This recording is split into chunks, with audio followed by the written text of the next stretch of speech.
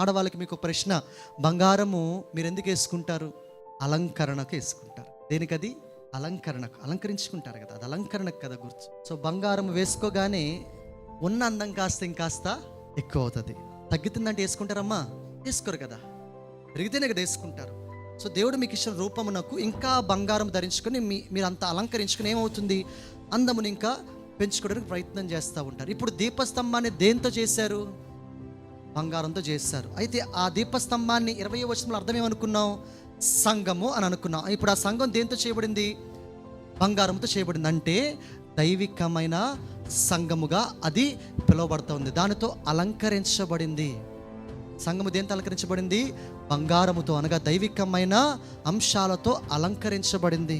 మన అలంకరణ వేరుగా ఉంటుంది. మన సంఘాల అలంకరణ, మన సంఘాలు అలంకరించుకుందామంటే మనం ఎక్కడికి వెళ్ళిపోతాం తెలుసా? క్రిస్మస్కి వెళ్ళిపోతాం, న్యూ ఇయర్కి వెళ్ళిపోతాం. సంఘాన్ని అలంకరించుకోవడం అంటే సంవత్సరంలో 2 నెలలు ఇంకా జిగేలు అంటే ప్రతి చర్చిలు.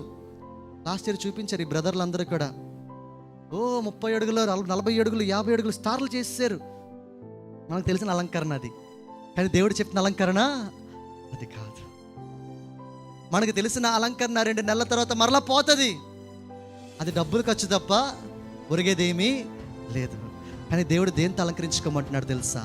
ఇదిగో ఈ కాలంలో, కడవరి దినములలో ఈ 4 గోడలే మందిరము కాదు, నీ హృదయము కూడా ఏమిటి? మందిరము. నువ్వే ఏమిటి? కదిలే మందిరము. నువ్వేం చేయబడాలి? అలంకరించబడాలి. దేనితో?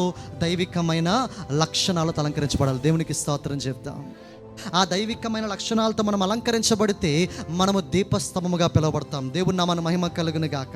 దీపస్తంభం అనగా సంఘము సువర్ణముతో అలంకరించబడాలి. సో సువర్ణము అనగా దైవికమైనది అని అర్థము. కాబట్టి మనము కదిలే ఆలయముగా పిలువబడుతున్నాము. కదిలే ఆలయాలమైన మనము దైవిక అంశాలతో, మనము లక్షణాలతో మనము నింపబడినప్పుడు మనం ఎలా పిలువబడతాము?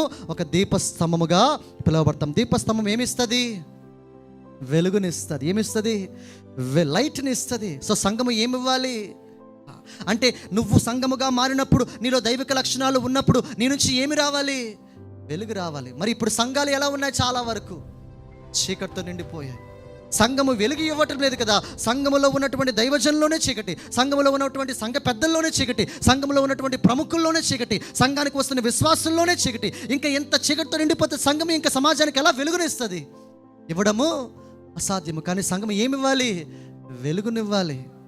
సో వెలుగునివ్వాలంటే మనమందరం ఆ దైవికమైన లక్షణాలతో నింపబడాలి. మనలో ఉన్న చీకటి పోవాలి. మనం వెలుగుగా మారుదాం. దేవునికి స్తోత్రం. హల్లెలూయా.